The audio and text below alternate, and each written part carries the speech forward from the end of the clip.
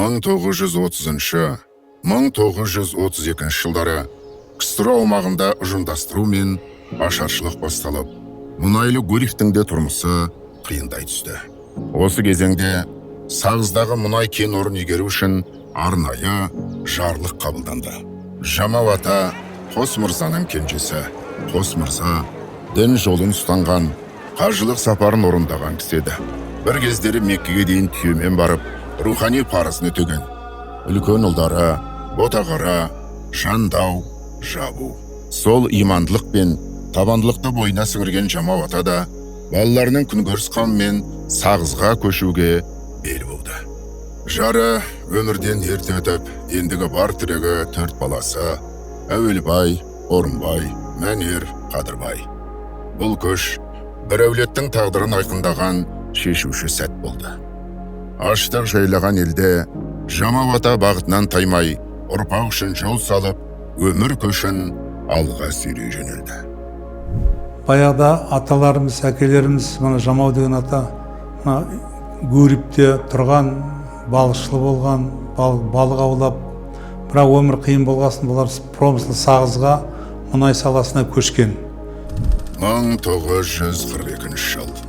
Ұлы Отан соғысы басталып, Жамау атаның екінші ұлы Орынбай әскер қатарына қосылып, майданға аттанды. Ауыл үнсіз қоштасты. Үміт артта қалды, дұға жолға шықты. Ал небәрі 14 жасар Қадырбай жонушының көмекшісі болып жұмысқа кірді. Жас өспірім болса да, отбасының жүгін жеңілдетуге бар күшін салды. Жылдар өте берді. 1951 жылы әулетке жаңа келін түсті.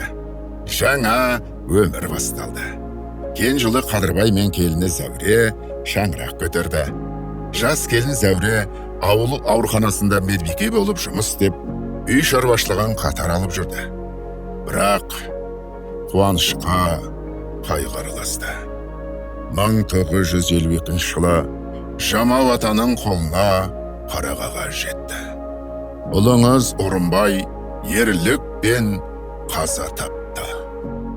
Бұл бір ғана отбасы емес, тұтас әулеттің үмітіне балта шапқан қаралы хат. Жамау ата бұл қайғыны ішінде ұстап, көп замай өзі де 90-ға қараған жасында өмірмен қоштасты. Ол үнсіз жүріп, ұрпағына жол салып, ауырлықты айтпай көтерді. 1955 жылдың шыжыған шілденің 14-ші жұлдызы қасиетті жұма күні.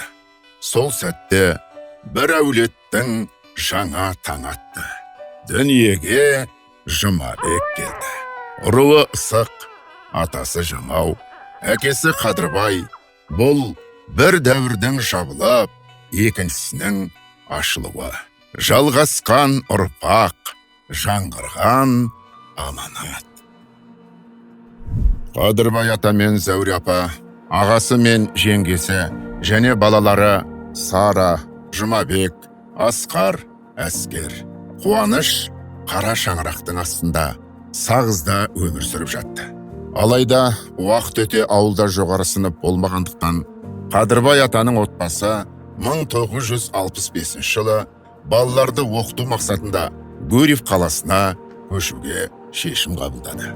Мақат, Дассор, Ескенені мекен етіп, 3 күн 3 түн жол жүрді. 130 шақырым артта қалды. Ол кезде жас кезде қазіргі балдар сияқты емес, доп жоқ, мал бағу, шөп салу деген сияқты, шөп шабу, сондайлар есте қалды. Енді мамамыз соғысы үлкен кісілермен ақылдасып, балдарға білім беру керек, үйшікке көшейік, Гурьевке көшейік деп, сол мамамыз алып келді. Мамамыз, әкеміз бәрі. Шаңырағы биік, төрі кең, жүрегі жұмсақ үй, үлкен мен кішінің орнын білетін нағыз береке ордасы болды. Бұл Зәуре апамыздың даналығы. Қалаға қоныс аударғаннан кейін Жұмабектің қарындасы Гүлшара 3 жылдан соң тәй басып Гүлфара дүниеге келді. 1970 жылы Жұмабек мектепті аяқтап, Гурьев политехникалық техникумына өз күшімен оқуға түсті. Ол ойын көпке айта бермейтін, ішінен терең ойлайтын, бұл оның болашақ тұлғасының іргетасы қаланған кезеңі болатын. 19 жасар Жұмабек техникумды тамамдады. Бұл жай ғана оқу орнын бітіру емес, үлкен өмірге жасалған батыл қадам. Ата-ананың үміті, іні қарындастың тірегі бола жүріп, табандылық пен жауапкершілікті бойына сіңірді.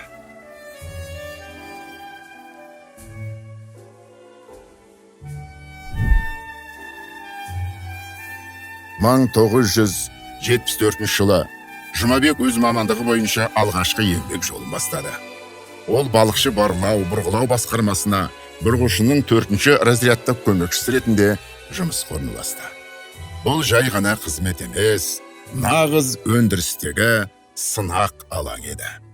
Жаңа орта, нақты тәртіп, талап пен жауапкершілік бәріне де дайын болды. Сол жылдың күзінде Жұмабек отан алдындағы борышын өтеуге аттанды. Бейтаныс мекен алыс Польша. Кеңес армиясының солтүстік әскери құрамы. Бұл орта оның ер мінезін шыңдап, сағыныш пен қайраттылық ерте есейтті.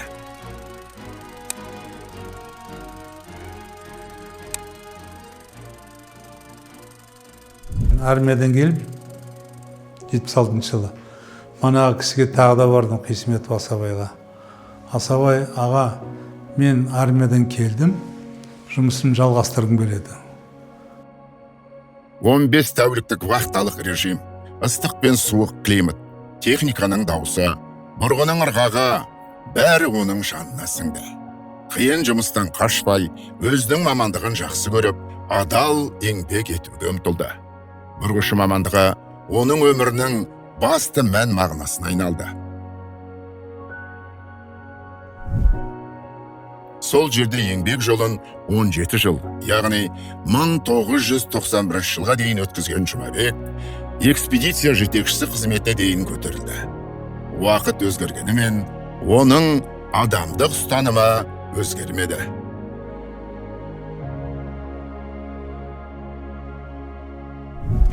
1980 жылдың қараша айында Жұмабек өзінің өмірлік жары Есентемір руының қызы Гүлбаршынмен бірге шаңырақ көтерді. Бұл Жұмабектің тек еңбек жолында ғана емес, отбасы иесі ретінде де жаңа белеске көтерілген кезі. Кейін екі ұл мен қызы дүниеге келді. Бұл ұрпақ сабақтастығының жалғасы болатын.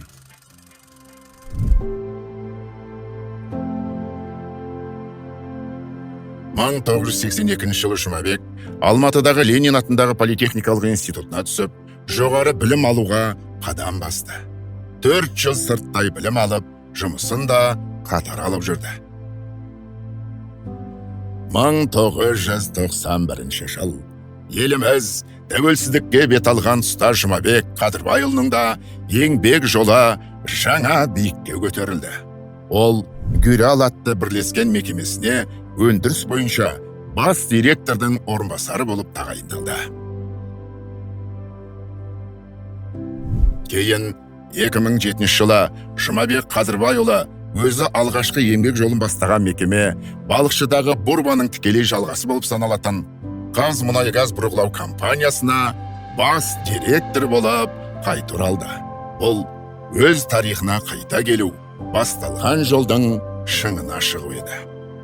Ал 2010 жылы мұнай өндірісінің қара шаңырағы Ембі мұнайгаз компаниясына бас директор болып тағайындалды. Сол жерде де қарапайымдылығы мен кәсібилігінің арқасында ұжымды ұйыстыра білді. Өндіріспен бірге жұмысшылардың әлеуметтік жағдайын көтеруге тырысты. 2014 жылдан бастап Алмекс холдингіне ауысып, бас директор болып қызмет етті. Ондағы аңсаған кен орнында тереңдігі 6000 метрлікке дейін баратын бірнеше бұрғыларды бұрғылауға жетекшілік етті. Бұл ең терең қабат, Дивон қабатына дейін жеткен рекордтық көрсеткіш. Бүгінде Жұмабек ағамыз осы мекемеде кеңесші ретінде жұмысын жалғастыруда. жеткен жетістігі тек лауазымда емес, артында қалған ізі мен аманатында.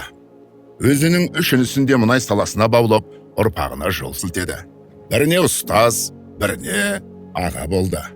Жұмабек аға еңбекқор, сабырлы, өзіне сенімді, ақ көңіл әрі балажан. Қай жерде жұмыс жасаса да, арадағы қарым-қатынасын адал достықпен бекітті.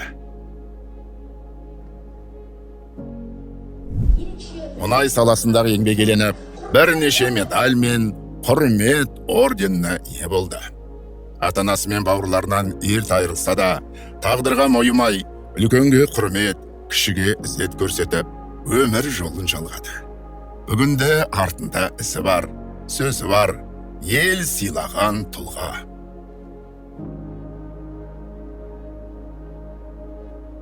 Ол ешқашан биік мінберде сөйлемеді, бірақ өмірімен үнсіз насихат айтты. Бұл Жұмабек Қадырбайұлы жасаған жол, жай ғана жол емес, ұрпаққа қалдырылған өмірлік өнеге. 70 жас сабырдың, еңбектің, іріліктің шыңы. Жүріп өткен жолыңыз шындықтың айғағы.